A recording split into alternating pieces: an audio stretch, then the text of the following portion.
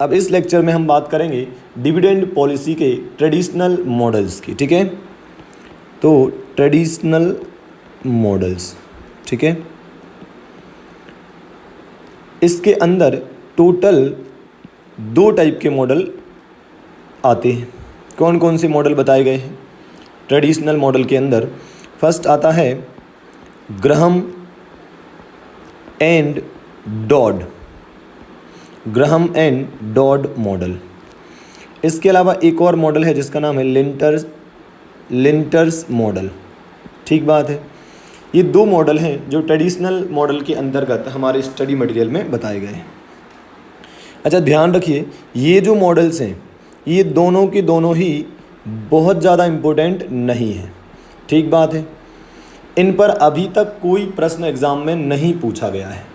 उसका रीज़न ये है कि ये जो मॉडल्स हैं ये प्रैक्टिकल लाइफ में भी बहुत कम यूज़ होते हैं, क्योंकि ये बहुत लॉजिकल या बहुत साइंटिफिक तरीके से नहीं बनाए गए हैं। ये कोई डिराइव्ड फॉर्मूले नहीं है, बल्कि ये कैसे हैं, एक सिस्टम को ध्यान में रख के एक एक्सपीरियंस के हिसाब से इन्होंने अपनी सोच को रखा था इन मॉडल्स के माध्यम से, ठीक बात है।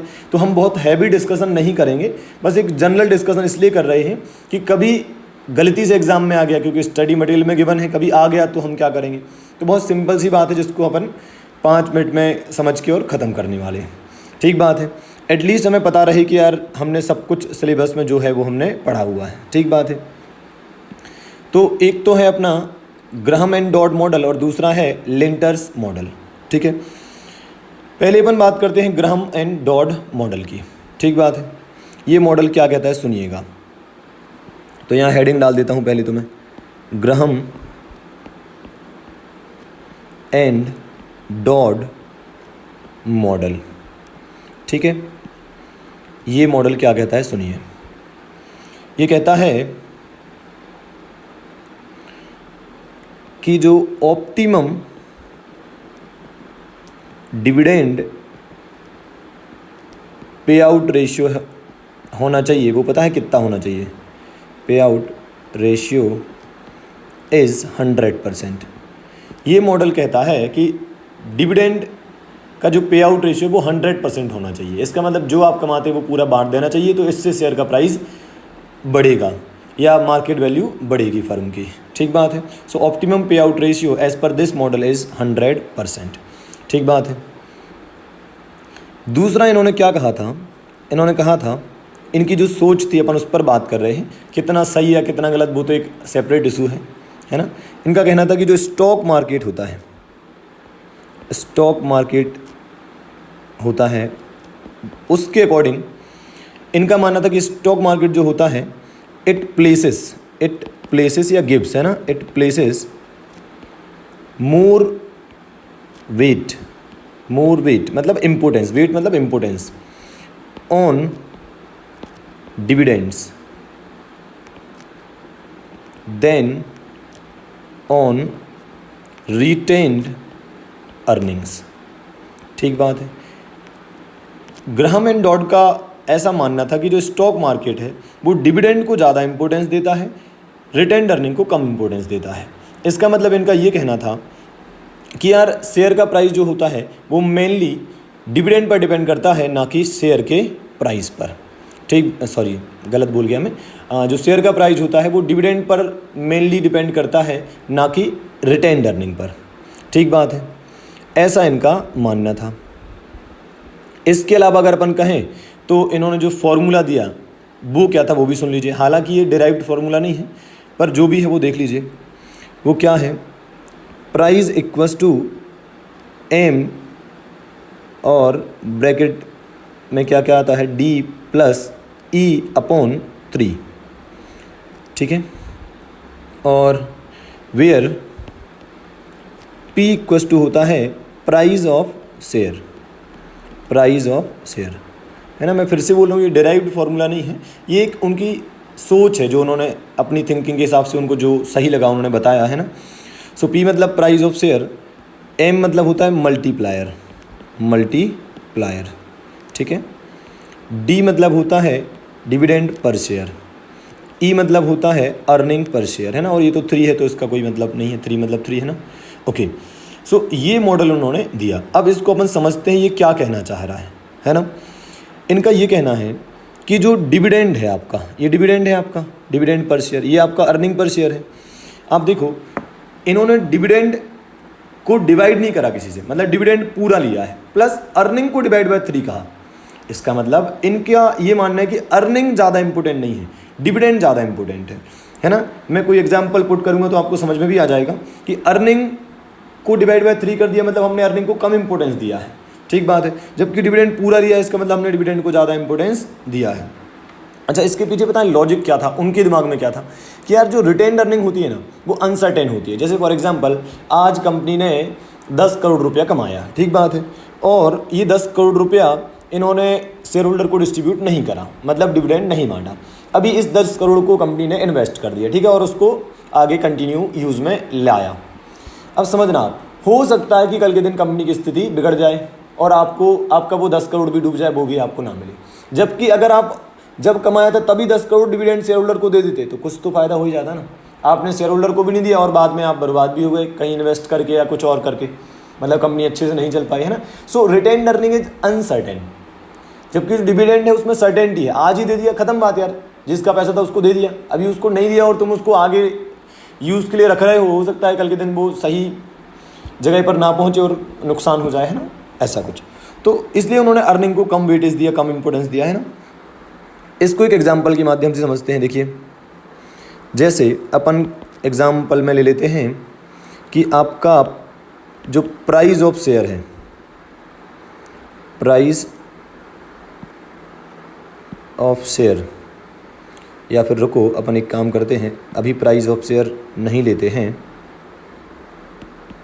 इसकी जगह अपन क्या ले लेते हैं, मान लीजिए आपकी अर्निंग पर शेयर है वो है आपकी 50 रुपये, आपका जो डिविडेंड पर शेयर है वो है आपका 20 रुपये, ठीक बात है, और जो आपका मल्टीप्लायर है वो है आपका सपोज़ 10 टाइम्स, ठीक बात है। कैलकुलेट P0 या price, calculate price of share, क्या होगा बताइए, क्या होगा। देखना आप, मैं यहीं कैलकुलेट करके बता देता हूँ ताकि आपको दिखता भी रहे कि मैं क्वेश्चन क्या है और सॉल्यूशन क्या कर रहा हूँ, ठीक है। तो देखना फॉर्मूला क्या है आपका, देखना D+E/3 और इनटू क्या है मल्टीप्लायर, है ना। तो मल्टीप्लायर आपका हो जाएगा 10 और अंदर क्या क्या है इसको पूरा लिख देता हूँ। P इक्वस टू M कितना है 10, ब्रैकेट के अंदर देखो डिविडेंड कितना है, आपने 20 रुपया बांटा है, अर्निंग कितना है 50, उसको डिवाइड बाय आपने 3 कर दिया, ठीक बात है। अब इसको आप कैलकुलेट करिए, तो 50 डिवाइड बाय 3, 50 डिवाइड बाय 3 कितना आ रहा है ये 16.66 और प्लस 20 तो हो जाएगा 36.666 इंटू 10, तो ये आ जाएगा 366.67, ये आ रहा है आपका प्राइस, ठीक बात है। तो आप देखो आपने 50 को डिवाइड बाय 3 कर दिया, तो कहीं ना कहीं आपने अर्निंग को कम इज्जत दिया है, ठीक है, अर्निंग को आपने कम इज्जत दिया है कि यार अर्निंग से ज़्यादा ये मायने रखता है कि डिविडेंड आपने कितना बांटा है।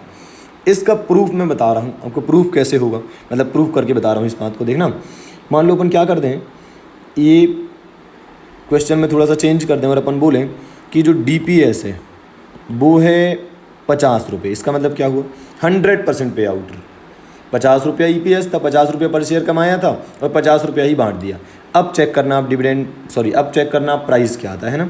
सो प्राइस इक्वल्स टू ये है 10 ब्रैकेट में डिविडेंड कितना बांटा 50, ठीक है, और अर्निंग कितना है 50 डिवाइड बाय 3।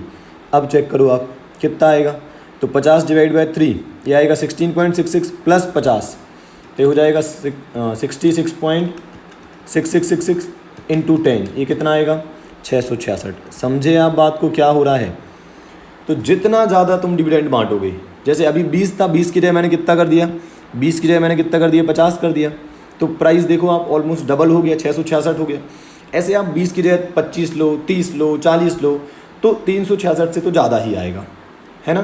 तो कहीं ना कहीं जैसे जैसे डिविडेंड बढ़ रहा है वैसे वैसे शेयर का प्राइस भी बढ़ रहा है, समझे आप बात को।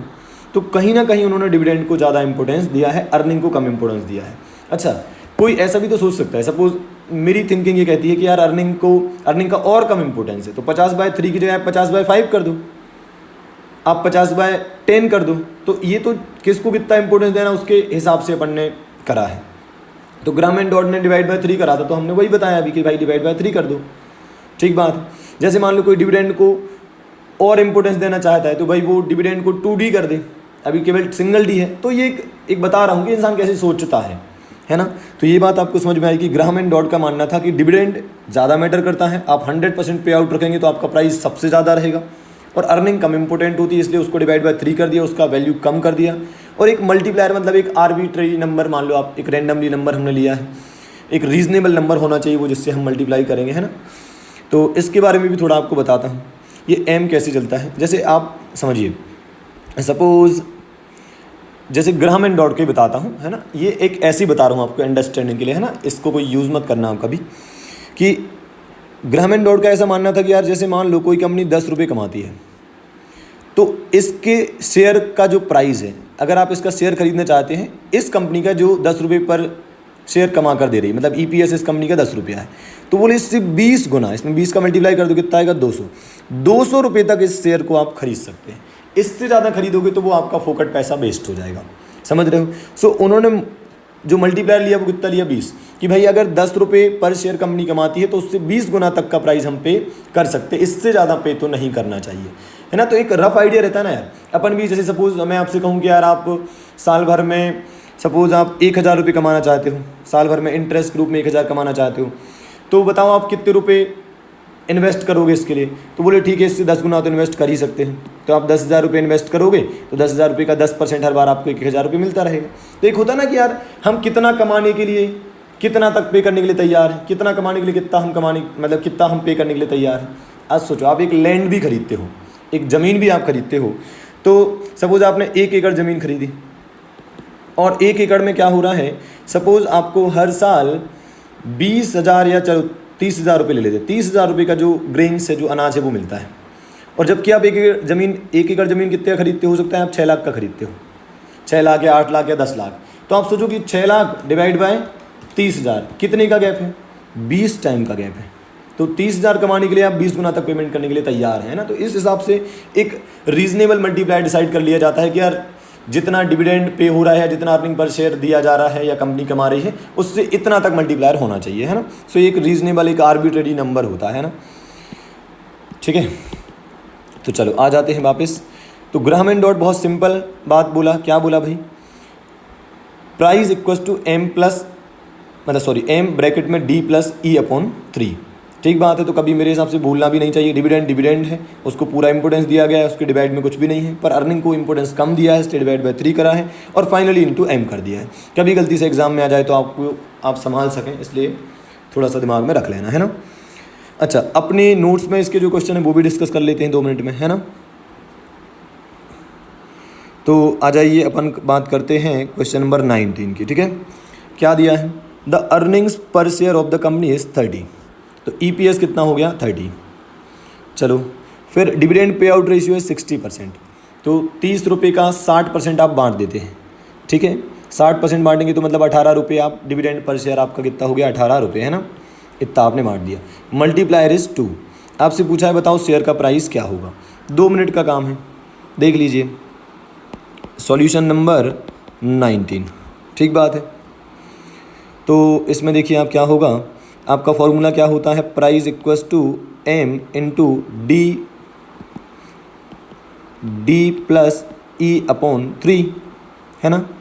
सो एम कितना दिया है इन्होंने 2, डिविडेंड कितना है आपका 30 रुपये का 60% मतलब 18 रुपये, प्लस ई कितना है आपका अर्निंग कितना है 30 रुपये डिवाइड बाय 3, है ना। अब देखो आप कितना प्राइस आएगा, 30 डिवाइड बाय 3 कितना होता है 10 प्लस 18 28, बताइए 28 इंटू 2 कितना आएगा 56, समझे यारो। तो ये तो बहुत सिंपल बात है, इसमें कोई दम नहीं है ना। अच्छा, आप इसको थोड़ा और अच्छे से समझ सकते हैं। सोचो अगर डिवाइड बाय 3 ना होता तो क्या होता, सोचो अगर डिवाइड बाय 3 ना होता तो क्या होता। तो 18 प्लस 30 कितना होता 48 इंटू 2 करते तो कितना आता 96, समझ पा रहे हैं आप। तो अगर डिवाइड बाय 3 ना होता तो प्राइस और ज़्यादा आता है ना, पर हमने अर्निंग को कम इंपोर्टेंस दिया, डिविडेंड को ज़्यादा दिया, इसलिए डिवाइड बाय 3 कर रखा है, इसलिए प्राइस भी कम आ रहा है। सोचो अगर डिवाइड बाय 2 होता तो 30 डिवाइड बाय 2 15 आता, 15 + 18 33, 33 × 2 66। तो जैसे जैसे इंपोर्टेंस आप बढ़ाते जाओगे तो डिवाइड कम संख्या से कर देना, कम मतलब छोटे नंबर से कर देना, है ना। पर ये सब तो केवल अंडरस्टैंडिंग के लिए बता रहा हूँ, आपके लिए फॉर्मूला फिक्स है, और वो क्या है, ग्राम एंड डॉट के हिसाब से P = m × d + E/3, m × d + E/3, है ना। ओके, और देख लेते हैं, 20 भी इसी का है, क्वेश्चन नंबर 20 भी इसी का है। देखो इसमें क्या है भाई, चलो ये भी देख लेते हैं। सॉल्यूशन नंबर 20 एक्चुअली क्या है यार, जो डिविडेंड वाला चैप्टर है ना जो अपन पढ़ रहे हैं, ये बहुत सिंपल है और एग्जाम में फ्री का आपको 5 या 8 नंबर दे जाएगा। तो हमारा मानना है कि इसमें कुछ भी छोड़कर मत जाओ। पता नहीं ये छोटी मोटी बातें आ गई और अपन को लगा कि यार बताओ क्यों छोड़ा था हमने, है ना, तो अच्छे से ही कर लेते हैं। चलो इसमें क्या बोला है, मार्केट प्राइस है 58.33। अच्छा, प्राइस तो गिवन ही है, प्राइस इक्वल्स टू होता क्या है m, और इधर होता है d + E/3। अब देखो क्या क्या गिवन है, मार्केट प्राइस है 58.33, मल्टीप्लायर गिवन है 7, डिविडेंड पर शेयर है 5, अर्निंग हमको पता नहीं, डिवाइड बाय 3। इसको सॉल्व हमें करना है, बताइए। और पूछा क्या है आपसे, EPS पूछा है, मतलब अर्निंग पूछा है, ये है ना। तो कैसे सॉल्व करेंगे, तो 7 को इधर ले आते हैं, तो 58.33 डिवाइड बाय 7 हो जाएगा, ऐसा कुछ है ना। 58.33 डिवाइड बाय 7 इधर हो जाएगा 5 + E/3, यही बस बचेगा, बोलो यारो, ठीक है। फिर और आगे चलते हैं, इसको अपन कैसे सॉल्व कर सकते हैं, चलो देखना। 58.33 डिवाइड बाय 7, तो ये आ रहा है 8.333 कुछ आ रहा है, ये है ना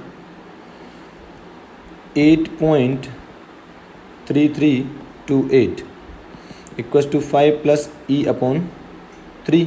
तो 5 इधर आ जाएगा तो कितना बचेगा, ये तो हो जाएगा, oh my God what is happening, ये तो हो जाएगा 3.333, है ना 3.33, और इक्वल्स टू में हो जाएगा E/3, केवल यही बचेगा, है ना। सो देयरफॉर E बराबर क्या हो जाएगा, 3 × 3.33, तो आ जाएगा ये 9.999, ठीक है, मतलब आ जाएगा कितना 10 एक तरीके से, है ना।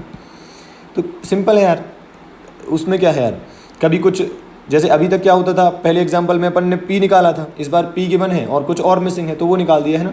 ये कैलकुलेट करना बड़ा आसान है, इसमें कोई दिक्कत मेरे हिसाब से नहीं होनी चाहिए आपको, ठीक बात है। ओके, तो ये दोनों एग्जांपल थे आपके गाय के ग्राहम एंड डॉड मॉडल के, ठीक है। जो ग्राहम एंड डॉड मॉडल का है, जो आपका स्टडी मटेरियल है, उसका एक्सरसाइज का लास्ट वाला क्वेश्चन है ना, तो मुझे थोड़ा डिफरेंट टाइप का लगा, इसलिए इस पर भी डिस्कशन कर ही लेते हैं, कहीं यही ना आ जाए एग्जाम में, है ना। इसमें कुछ अजीब है, वो क्या है देखना आप, डिविडेंड पे आउट रेशियो कितना है 40%, ठीक है। If the company follows traditional approach to dividend policy with a multiplier of 9, बताइए P रेशियो क्या होगा। तो पहला डाउट कि ट्रेडिशनल अप्रोच आपने बोला है, ट्रेडिशनल में तो 2 हैं, एक तो ग्राहम एंड डॉड है और दूसरा लिंटर्स है, तो कौन सा वाला मॉडल लगाना है, पहला डाउट ये। तो मैं आपको लिंटर्स मॉडल भी पढ़ाऊंगा, अभी आपको बता देता हूँ इन्फॉर्मेशन के लिए कि जो ग्राहम एंड डॉड मॉडल है, मल्टीप्लायर केवल उसी के अंदर है, मतलब लिंटर मॉडल में मल्टीप्लायर आएगा ही नहीं, है ही नहीं, ठीक बात है। तो उन्होंने ट्रेडिशनल अप्रोच बोला, तो उन्होंने कोई मॉडल का नाम नहीं लिया, पर तब भी हम समझ जाएंगे कि ग्राहम एंड डॉड ही होगा, क्योंकि उसी के अंदर मल्टीप्लायर आता है, लिंटर में मल्टीप्लायर जैसा कुछ शब्द नहीं आता है, ठीक है। एक डाउट क्लियर हुआ। दूसरी बात, उन्होंने आपसे P रेशियो पूछा है, P रेशियो क्या होता है, PE रेशियो क्या होता है, price upon earning per share, market price per share upon earning per share, MPS upon EPS, ये होता है आपका P रेशियो। तो आपको मतलब MPS पता होना चाहिए और EPS पता होना चाहिए, तो आप P रेशियो निकाल पाएंगे, है ना, ठीक है। अब एक और डाउट, वो ये है कि अगर ये ग्राहम एंड डॉट मॉडल है तो इसके हिसाब से अपन प्राइस निकालेंगे। अब प्राइस निकालोगे तो उसके लिए ईपीएस चाहिए पड़ेगा, अर्निंग पर शेयर चाहिए पड़ेगा। क्वेश्चन में अर्निंग पर शेयर तो है ही नहीं। ये तो बताया है कि 40% पे आउट करना है, पर कमाया कितना ये तो बताया ही नहीं। So earning per share is missing. तो फिर क्या करेंगे, कैसे हम इसे सॉल्व करेंगे? तो पहले अपने टारगेट को क्लियर करते हैं। हमारा टारगेट है पी रेशियो निकालना, जो कि क्या होता है एमपीएस अपॉन ईपीएस। ठीक है, ईपीएस हमारे पास है नहीं, ईपीएस हमारे पास है नहीं। अगर ईपीएस मिल जाए तो एमपीएस भी मिल जाएगा। ठीक बात है, ईपीएस होता तो हम एमपीएस निकाल ही लेते, क्योंकि फिर ग्राम एंड डॉट में फॉर्मूला क्या होता है, पी इक्वस टू देखना फॉर्मूला क्या होता है, एम और डी प्लस ई अपॉन 3, ये होता है फॉर्मूला। अगर ई पता चल जाए तो डी अपने आप पता चल जाएगा, उसका 40% डिवाइड बाय 3, और एम भी पता है तो पी तो वैसे ही निकल जाएगा। मतलब मेन प्रॉब्लम क्या है कि ईपीएस मिसिंग है। तो देखो, इसको सॉल्व करने का एकदम सिंपल तरीका है कि आप ईपीएस एज्यूम कर लो। ईपीएस एज्यूम कर लो, कितना एज्यूम करें सर हम? कितना भी जो आपके मन में आए, 1 रुपया, 10 रुपया, 20 रुपया, 100 रुपया, कुछ भी आप एज्यूम कर लो। ठीक है, पी रेशियो हर केस में वही आएगा जो आना चाहिए। पी रेशियो पर कोई फ़र्क नहीं पड़ेगा, चाहे आप जो भी ईपीएस एज्यूम कर लें। ठीक बात है, तो आप कुछ भी एज्यूम कर लें, सपोज आप 10 रुपये, 20 रुपये, 100 रुपये एज्यूम कर लें, आपका जो पी रेशियो वही आएगा। ठीक है, लेकिन इन्होंने जो सॉल्यूशन करा है, इन्होंने क्या करा कि ईपीएस को ई ही मान लिया। समझ रहे, जैसे मैं कह रहा 10-20 रुपये मान लो, इन्होंने कहा कि हम ई को ई ही लिखा रहने देंगे, और उसको सॉल्व कर दिया है ना। चलो आपको सॉल्यूशन दिखाता हूँ। देखो कहाँ गया सॉल्यूशन, ये रहा। ठीक है, तो पहले तो उन्होंने समझाया कि ये जो पी रेशियो होता है ये होता है एमपीएस अपॉन ईपीएस। ठीक है, फिर उन्होंने लगाया कौन सा, ग्राम एंड डॉट मॉडल को उन्होंने अप्लाई किया। ठीक है, तो P0 बराबर M into D plus E upon 3। तो देखो उन्होंने क्या करा, P0 इक्वस टू एम तो की बनता 9, ई को ई ही लिखा रहने दिया, 3 को 3 लिखा रहने दिया, और ई का 40%, अर्निंग का 40% पे आउट कर रहे हैं, तो डिविडेंड कितना हो जाएगा 0.4 ई, अर्निंग का 40% है ना। सो ये हो गया आपका क्या, डी। अब इसको उन्होंने सॉल्व कर दिया, तो ये एलसीएम आ गया 3, इसको सॉल्व करोगे तो यहाँ आ जाएगा 1.2 E plus E divide by 3, और इधर है 9, तो 3 से 9 कटेगा तो ये 3 आ जाएगा। तो देखो 3 यहाँ लिखा है, और 1.2 ई प्लस ई 2.2 ई हो जाएगा, है ना। इसको मल्टीप्लाई करा तो ये आ गया 6.6 ई। सो इन्होंने क्या लिख दिया, इसको P0 आ गया आपका 6.6 ई आ गया, है ना। और अर्निंग को क्या माना था आपने, ई। देखो ना यार, पी ई रेशियो बराबर क्या होता है, प्राइस अपॉन अर्निंग, मतलब एमपीएस अपॉन ईपीएस। प्राइस कितना आया है 6.6 ई, बोलो यारो, और अर्निंग को हमने क्या माना था, ई। तो ई से ई कट जाएगा तो आपका पी रेशियो कितना आया बताइए, 6.6 ही तो आया। फिर से सुनो, पी रेशियो क्या होता है, प्राइस मतलब market price per share upon earning per share. तो प्राइस हमने निकाल लिया है, कितना आया 6.6 ई, और अर्निंग हमने माना था ई, तो ई और ई कट जाएगा तो कितना आएगा 6.6 टाइम्स। अब आप चाहो तो अर्निंग को 10 रुपये मान लो या 100 रुपये मानकर कर लो आप सॉल्व, तो भी आपका जो पी रेशियो निकलेगा वो 6.6 टाइम्स ही आएगा। आप दोनों तरीके में से कोई भी तरीका लगाओ, आप 100% सही माने जाएंगे, है ना।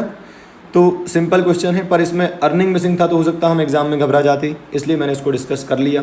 ठीक है, तो ये हो गया आपका ग्राहम एंड डॉट मॉडल। ठीक है,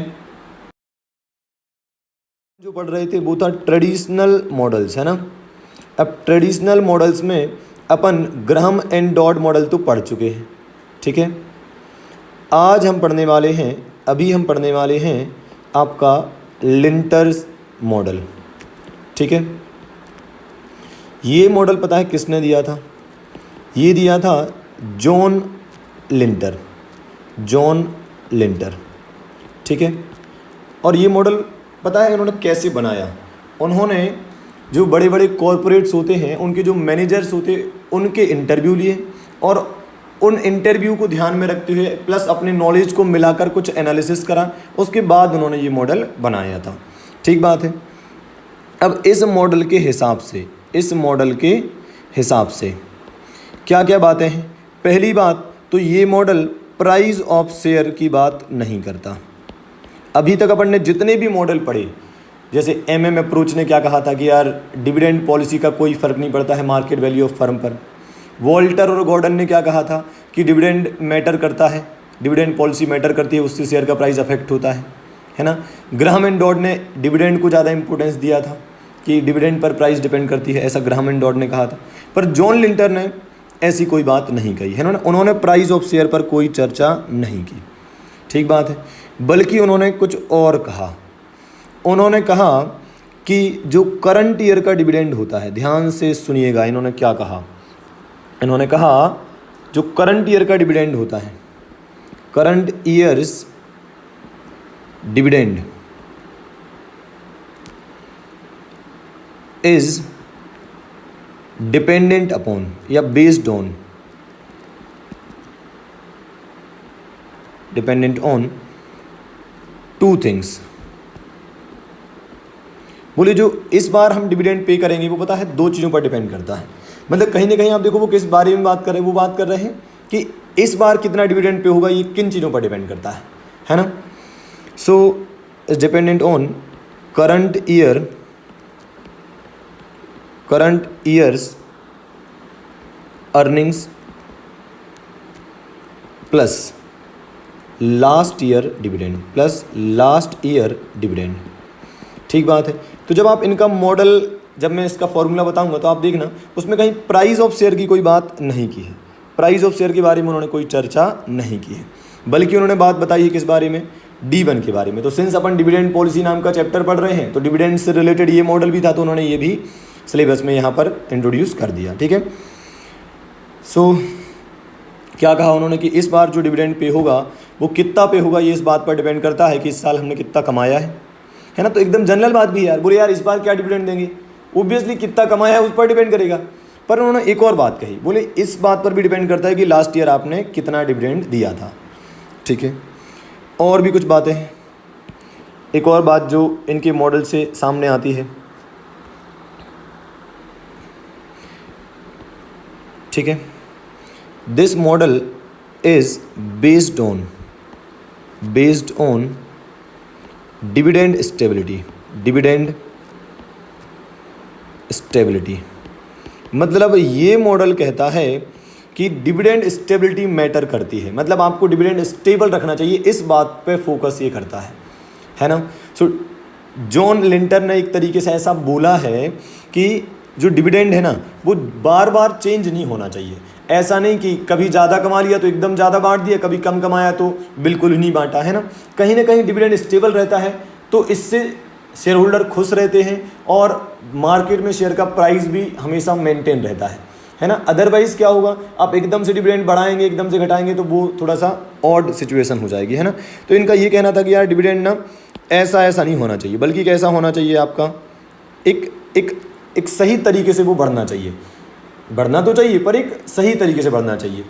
अगर कभी अर्निंग कम भी हुआ है तो भी डिविडेंड को मेंटेन करके चलो, अगर अर्निंग कभी बहुत ज़्यादा भी हुआ तो एकदम से डिविडेंड मत बढ़ाओ, बल्कि उसको एक थोड़ा ही बढ़ा कर चलो, है ना, ठीक बात है। तो ये बात है जिस पर उन्होंने मेनली फोकस करा, और ताकि शेयर होल्डर जो है वो क्या रहें, खुश रहें, उनको कोई शौक ना लगे कि यार पता चला कि पिछली बार बहुत सारा डिविडेंड मिल गया, इस बार कुछ मिला ही नहीं, है ना। ओके, तो क्रक्स क्या निकला कि अर्निंग से डिविडेंड अफेक्ट नहीं होना चाहिए, कभी अर्निंग बहुत ज़्यादा है कभी बहुत कम है तो उससे डिविडेंड बहुत ज़्यादा अफेक्ट नहीं होना चाहिए, है ना, वो एक स्टेबल रहे तो ज़्यादा अच्छा रहेगा, ठीक है। तो अभी तक जो अपन ने बातें करी वो क्या करी कि ट्रेडिशनल मॉडल में जो सेकंड मॉडल है वो लिंटर मॉडल है, ये मॉडल जॉन लिंटर ने दिया था। इन्होंने प्राइस ऑफ शेयर पर कोई बात नहीं की है, इन्होंने ये कहा है कि जो करंट ईयर का डिविडेंड है वो डिपेंड होता है काय पर, करंट ईयर की earning per plus last year के डिविडेंड पर, है ना। और फाइनली इनका जो फोकस होता है वो इस बात पर है कि डिविडेंड जो है वो स्टेबल होना चाहिए, जैसे अर्निंग बार बार फ्लक्चुएट होती है तो उसके साथ साथ डिविडेंड बार बार फ्लक्चुएट नहीं होना चाहिए, बल्कि एक सही रेट के साथ ही बढ़ना चाहिए, मतलब एक सही तरीके से ही उसे बढ़ाना चाहिए, है ना, स्टेबिलिटी थोड़ा सा बनी रहे। ओके, अब उन्होंने फॉर्मूला क्या दिया वो भी अपन समझ लेते हैं, है ना। उन्होंने कहा D1 इक्वल्स टू, मतलब इस साल जो हम डिविडेंड पे करने वाले, इस साल हम जो डिविडेंड पे करने वाले हैं वो D1 है ना। ओके, इक्वल्स टू D0, और यहाँ अपन लिखेंगे EPS into target pay out पे आउट, ठीक है। टारगेट पे आउट रेशियो भी आप उसे बोल सकते हैं, ठीक है। इसको थोड़ा सा अपन ब्रैकेट को बड़ा कर देते हैं, ठीक है। EPS into target pay out minus D0, ठीक है। और इनटू करना है आपको एडजस्टमेंट फैक्टर। तो यहाँ पर मैं लिख देता हूँ कौन क्या है, बहुत आसान है, 2 मिनट में आपके दिमाग में सेट हो जाएगा, ठीक है। सो D1 मतलब डिविडेंड ऑफ ईयर 1 या इन ईयर 1, है ना। मतलब ईयर 1 के एंड में जो अपन डिविडेंड देने वाले हैं वो D1 है। D0 क्या होता है, अभी का डिविडेंड, है ना, अभी तक जो पे करते आए।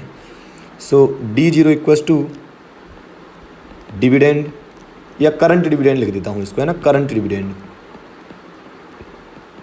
करंट डिविडेंड अभी तक जो पे करते हैं वो D0 है, जो इस साल के एंड में पे करने वाले होते हैं वो कहलाता है D1, है ना।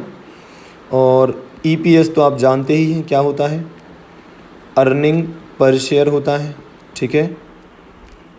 इसके अलावा अपन ने AF यूज़ करा, ये होता है आपका एडजस्टमेंट फैक्टर, एडजस्टमेंट फैक्टर, है ना। जैसे कि आपको याद है अपन ने जब ग्राम एंड डॉट मॉडल पढ़ा तो उसमें मल्टीप्लायर होता था, है ना। यहाँ पर एडजस्टमेंट फैक्टर है ना, इसका यूज़ कैसे होगा देखना आप, है ना। तो अपन इस बात को ना एक एग्जाम्पल से ही समझ लेते हैं, ठीक है। तो अपन बुक का एग्जाम्पल ले लेते हैं, कहाँ है अपने पास, ये रहा लिंटर मॉडल, ठीक है। क्या दिया है उन्होंने, देखो, given the last year dividend is 9.8, सो ये हो गया आपका D0। Speed of adjustment is 45%, है ना। इस मॉडल जो अपन ने लिखा ना भी फॉर्मूला, उसकी अंडरस्टैंडिंग में इस एग्जाम्पल की हेल्प से दे दूंगा आपको, ठीक है। ध्यान से सुनिएगा। So speed of adjustment is adjusting factor, ठीक है। Target pay out ratio is 60%, मतलब जो भी हम कमाते हैं उसका 60% डिस्ट्रीब्यूट कर देते हैं। EPS कितना है करंट ईयर का, 20 रुपीज़। आपसे पूछा है करंट ईयर डिविडेंड कितना होना चाहिए लिंटर मॉडल के हिसाब से। सो लिंटर मॉडल यही बताता है कि इस बार कितना डिविडेंड पे करना है, इस बार कितना डिविडेंड पे करना है, वो कहलाता है D1। अब D1 इक्वल टू अपन ने फॉर्मूला क्या पढ़ा, D0, और अंदर क्या था कि EPS into dividend pay out ratio कितना आप पे करते हैं, ठीक है। और इसको अपन ब्रैकेट के अंदर बंद कर देते हैं, माइनस D0 था, ठीक है। और यहाँ एडजस्टमेंट फैक्टर से मल्टीप्लाई किया था, ठीक बात है। ये यहाँ पर मैंने प्लस नहीं किया क्या, D0 प्लस, ठीक बात है। ऊपर यहाँ पर क्या लिखा था मैंने, ओह सॉरी, यहाँ पर D0 प्लस हो जाएगा, है ना, नहीं तो वो उधर से भी राइट, मतलब इधर से भी मल्टीप्लाई हो रहा है, इधर से भी मल्टीप्लाई हो रहा है, गलत हो जाएगा ना। So D0 plus EPS into target pay out minus D0 into adjustment factor, यही मैंने यहाँ भी लिख दिया है, D0 plus EPS into dividend pay out ratio minus D0 और इंटू एडजस्टमेंट फैक्टर। अब इसको ध्यान से सुनिएगा, है ना, इस एग्जाम्पल से आपको मॉडल समझ में आ जाएगा। देखो क्या कह रहा है, D0 कितना है आपका 9.8, ठीक है। देखो last year dividend 9.8 plus EPS आपका कितना है 20 रुपये। 20 रुपये में कितना आपने पे कर दिया है, पे आउट रेशियो कितना है 60%, तो 20 रुपये का 60% कितना आएगा वो निकाल लेंगे, ठीक है। माइनस D0 कितना है, मतलब पुराना डिविडेंड कितना था 9.80, ठीक है। फिर एडजस्टमेंट फैक्टर क्वेश्चन में दिया है कितना 45%, है ना, 45%। इसे स्पीड ऑफ एडजस्टमेंट भी कहते हैं, ना। ये कैसे यूज़ होता है देखना, अब समझ में आ जाएगा आपको। यहाँ पर आ जाएगा 9.8 प्लस 20 का 60% कितना आ जाएगा 12, ठीक है। 12 माइनस 9.8 हो जाएगा और मल्टीप्लाई हो जाएगा 45% से, ठीक है। तो इसको सॉल्व करें तो कितना आएगा 9.8 प्लस 12 माइनस 9.8 कितना होता है, 12 माइनस 9.8 ये होता है 2.2, ठीक है। और इनटू इसका 45% कर देते हैं, तो 2.2 का 45% कितना होगा 0.99 प्लस कर देते हैं 9.8, तो ये आ रहा है 10.79, ये आ रहा है रुपीज़ 10.79। अब मैं बात को समझाता हूँ कि ये कहना क्या चाहता है। पहले आप नॉर्मल बात को समझना। आप सोचो पिछली बार का डिविडेंड कितना था, लास्ट ईयर हमने कितना डिविडेंड पे करा था 9.8, ठीक है। इस बार कितना पे कर रहे हैं 10.79। आप खुद ही सोचो, क्या डिविडेंड हमने बहुत ज़्यादा बढ़ाया है? नहीं, केवल 1 रुपये से तो बढ़ा है, 9.8 से 10.8 हो गया देखा जाए तो कहीं ना कहीं इससे इतना तो समझ में आएगा कि यार डिविडेंड की स्टेबिलिटी पर ये फोकस करता है। अब देखो उसने करा क्या है, ध्यान से सुनना। 9.8 ये पिछला डिविडेंड है, प्लस इसमें कुछ प्लस करना है, इससे तो ज़्यादा देना है। डिविडेंड बढ़ाना तो है, ऐसा नहीं करा कि बढ़ाना नहीं, पर आराम से, है ना, एकदम बढ़ा दिया एकदम घटा दिया ऐसे नहीं करना। तो प्लस क्या करा उसने, बोले आपने 20 कमाया है, 20 का 60%, मान लो आपका जो पे आउट रेशियो वो 60% है ना, आपने ऐसा प्लान करके रखा है। और ये इस मॉडल की एजम्पशन भी है कि मान लो आपका प्लान है कि आप जो भी कमाओगे उसका 60% बांटोगे सपोज, है ना। तो 20 रुपये का 60% आपने बांटना है, तो कितना हो गया? 12 रुपये। ठीक बात है।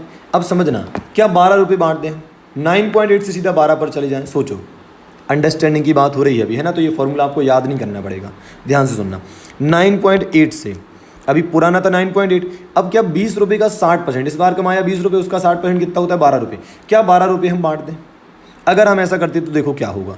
अभी आप सोच रहे हो 12, अब अगर मान लो अगली बार अर्निंग हो जाए 10 रुपये, 20 रुपये की जगह अर्निंग पर शेयर कितना हो जाए? 10 रुपये, तो 10 रुपये का 60% कितना आएगा? 6। तो क्या आप 6 पर आ जाओगे? तो सोचो डिविडेंड कैसे बढ़ेगा। 9.8 था, कितना हुआ? 12, 12 से कितना हुआ? 6। ऐसा थोड़ी यार, ऐसे ग्राफ थोड़ी करना है डिविडेंड का, थोड़ा स्टेबिलिटी के साथ आगे बढ़ाना है उसको, नहीं तो शेयर का प्राइस तो एकदम भयंकर तरीके से अफेक्ट हो जाएगा और शेयर होल्डर भी नाखुश रहेंगे, उनको शौक लगता रहेगा हमेशा। तो देखिए क्या करना है, बोले यार 9.8 जो है ये तो है पुराना डिविडेंड। अब क्या करो, आपने कमाया कितना है? 20 रुपये, तो 20 रुपये का 60% कितना हुआ? 12। अब 12 9.8 से कितना ज़्यादा है, मतलब पिछली वाली डिविडेंड से कितना ज़्यादा है? सो 9.8 को हमने माइनस कर दिया। अब 12 में से 9.8 गया तो ये आया कितना? 2.2। कितना आया? 2.2। मतलब पिछली बार से 2.2 रुपीज़ ज़्यादा डिविडेंड आ रहा है। तो क्या हम पूरा 2.2 से बढ़ाएं? मतलब अगर आप 2.2 से बढ़ाओगे तो मतलब 12 ही हो गया ना। पिछली बार 9.8 था, 2.2 से आप बढ़ा दो तो 12 ही तो हो गया। तो 9.8 से सीधा 12 पर थोड़ी जाएंगे यार, इतना भारी परसेंटेज थोड़ी बढ़ाएंगे हम। तो उनने बोला कि यार 2.2 नहीं बढ़ाना है, इससे कुछ कम बढ़ाना है, 2.2 नहीं बढ़ाना है, इससे कुछ कम बढ़ाना है। तो उन्होंने एडजस्टमेंट फैक्टर कितना रख लिया है? 45%। तो 2.2 का 45% निकालो, 2.2 का 45% निकालो तो ये आएगा 0.99। तो बोले यार 9.8 में केवल कितना बढ़ाना है? 0.99। समझे आप बात को? तो बहुत आसान है, नॉर्मल लॉजिक उसने दिया। उसने बोला कि यार एक काम करो, देख लो पिछली बार से कितना ज़्यादा आ रहा है। पिछली बार का 9.8 था, अब इस बार तुम्हारे हिसाब से 20 रुपये का 60% आ रहा है 12, और पिछली बार था 9.8, तो इस हिसाब से एक्स्ट्रा कितना जाने का सोच रहा है? अगर हम 60% पूरा पे करें तो 2.2 एक्स्ट्रा जाएगा। बोले यार इतना सारा एकदम से मत बढ़ाओ, इसको थोड़ा कम कर देते हैं, इसको थोड़ा एडजस्ट कर देते हैं। तो एडजस्टिंग फैक्टर से मल्टीप्लाई कर दिया, 45% से मल्टीप्लाई कर दिया, तो ये कितना आ गया? 0.99। तो 9.8 में हम केवल क्या करेंगे? 0.99 बढ़ा देंगे। समझ में आया? सो अगर आप थोड़ा सा लॉजिक समझने की कोशिश करेंगे ना तो आपको फॉर्मूला याद नहीं करना पड़ेगा, है ना। आप आराम से सोच सकते हो कि यार देखो पुराना डिविडेंड ये रहा, अब इसमें कुछ बढ़ाना है तो एक काम कर लो आप, जो भी आप पे करने वाले हो, जैसे जो भी आपने कमाया है, 20 रुपये आपने कमाया है तो ये EPS हो गया, ये आपने कमाया है, इसका कितना % पे करना है? वो होता है डिविडेंड पे आउट रेशियो। तो इससे क्या निकल आएगा कि इस बार कितना पे होना चाहिए नॉर्मली, इस बार की अर्निंग के हिसाब से कितना पे हो सकता है, तो वो निकल जाएगा। और पिछली बार क्या था, तो ये निकल जाएगा क्या आपका गैप, कि कितना एक्स्ट्रा पे हो रहा है, कितना एक्स्ट्रा इस बार पे हो रहा है, उसको एडजस्टमेंट फैक्टर से मल्टीप्लाई करोगे तो थोड़ा एडजस्ट हो जाएगा, थोड़ा कम हो जाएगा, है ना।